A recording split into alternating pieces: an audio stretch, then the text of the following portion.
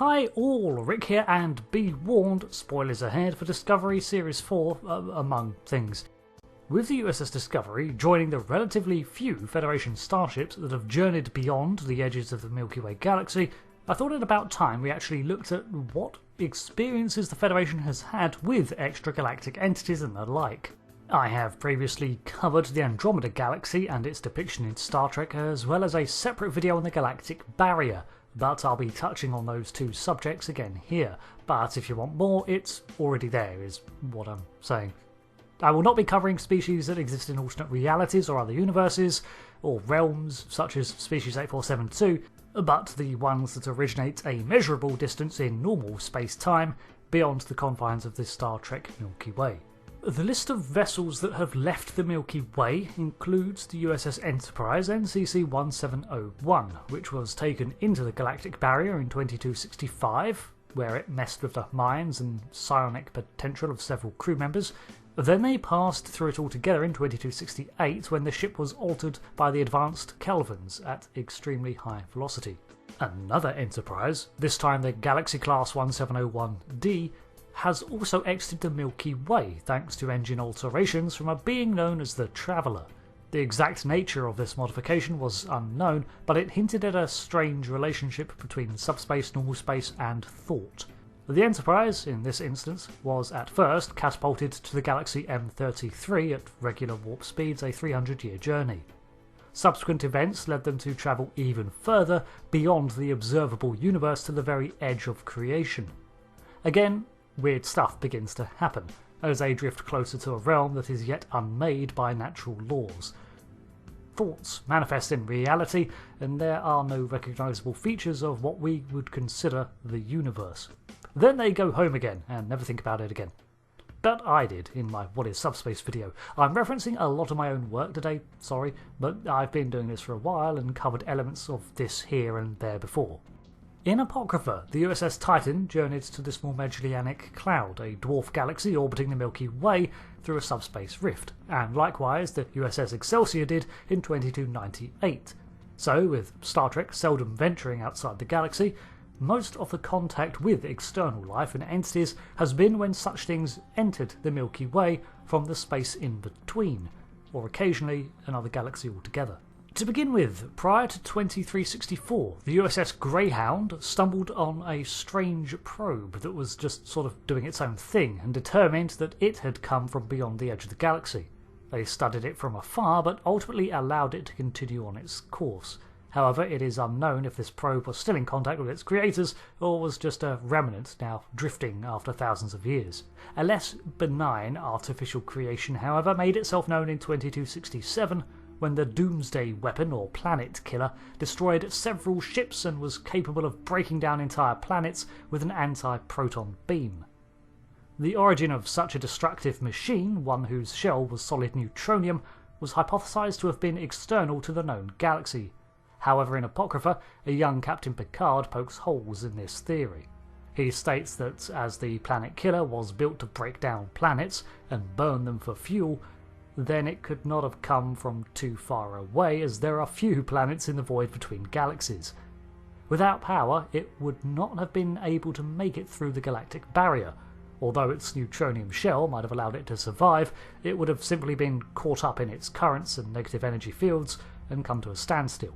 If it did originate from outside the galaxy, it would likely have originated from one of our satellite galaxies and stored up energy before attempting the crossing, which is frightening because it suggests that it was not a runaway weapon gone haywire, but one that was fueled and deployed at the Milky Way with intent. Many of the other extragalactic visitors are from the original series, such as the Kelvins. These beings were fleeing the Andromeda Galaxy's own galactic disaster and fled to the Milky Way, but run afoul of the Galactic Barrier. No such barrier exists around other galaxies they have encountered, so they didn't know what to expect, despite being far more advanced than Starfleet. They were a multi-tentacled giant species with shape-shifting abilities and wanted to return to their Kelvin empire to bring more of their people to the Milky Way. This would have all been fine, if they were not a species of conquerors who wished to subjugate all other life. Of similar appearance and ability, we have the Nacine, the caretakers of the Okampa as they were known. Two were encountered in Star Trek, and originally they were simply explorers from beyond our galaxy. However, their arrival into the Delta Quadrant end accidentally stripped the Ocampan homeworld of its natural protections and made its surface into an arid desert. Not uncompassionate by nature, they took it upon themselves to attempt to save the Ocampa and watch over them as best they could, putting their exploration on hold indefinitely. These creatures are capable of surviving in subspace and in fact crossing into it at will, which probably explains how they circumnavigated the Galactic Barrier. Then there is the Dowd. These are non-corporeal energy beings that again originate from some undisclosed location beyond the edge of the Milky Way. Their powers are incredible, with creation abilities somewhere between the levels of the Metrons to the Q. They could not, however, generate life, and the only one encountered was living in disguise as a human known as Kevin Uxbridge. This being ultimately destroyed an entire populace by mistake. The entire 50 billion lives of an alien species called the Husnock were taken when, in an outburst of anger at the alien aggressors, Uxbridge unmade them in revenge for their attack on Rana 4. This entity was allowed to persist on the planet amid his genuine regrets and attempted to warn away any visitors to the system. Additionally, we have an unknown species known only as the Makers, who constructed robot servants and established outposts on several worlds in numerous galaxies, including Andromeda and ours. These mysterious builders were eventually wiped out by a supernova in a similar fate to the Trekcore Empire. In fact, there is a strong case that they may have been the same species, but that is speculation, so I'd rather not label the Trekcore as extragalactic. Yet. Finally, I'm going to mention the Ornithoid, or Old Ones, as they were ominously referred to.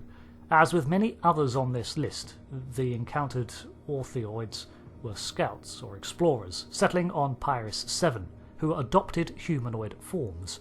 Their natural forms were tiny, fragile creatures on two legs with very delicate limbs and tentacle-like faces with antennae. They had some minor psionic ability, but made up for it with technology to amplify their powers.